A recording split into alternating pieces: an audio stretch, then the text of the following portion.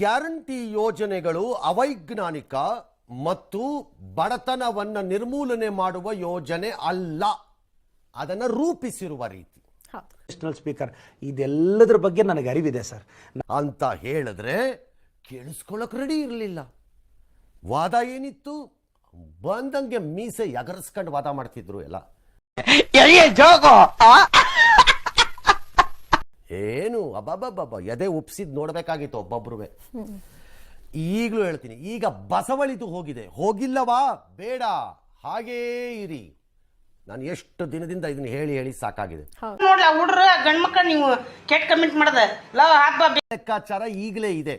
ನನ್ನ ಲೆಕ್ಕಾಚಾರದಲ್ಲಿ ಇನ್ನೂ 1.5 ವರ್ಷ ಬೇಕು ಸಂಪೂರ್ಣವಾಗಿ ಹದಗೆಟ್ಟು ಹಳ್ಳ ಹಿಡಿಯಕ್ಕೆ. Karnataka you are driving towards bankruptcy ಅಂತ ಇದ್ದೆ ನಾನು ಒಂದ್ಸರಿ. ಆ ಆರೋಪ ಸ್ವಲ್ಪ ಅತಿರೇಕ ಅನ್ನಿಸಿದರೂ ಆ ಹಂತಕ್ಕೆ ಹೋಗ್ತೀರಿ ಅಂತ ನನ್ನ ವಾದ.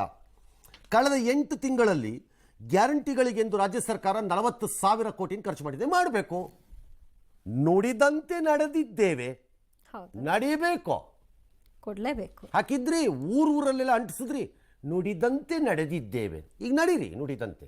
ಯಾವನ್ ಬೇಡ ಅಂದೋ ನಿಮ್ಮನ್ನ. ಮತ್ತೆ ಭೇಟಿಯಾಗೋಣ. ನಮಸ್ಕಾರ.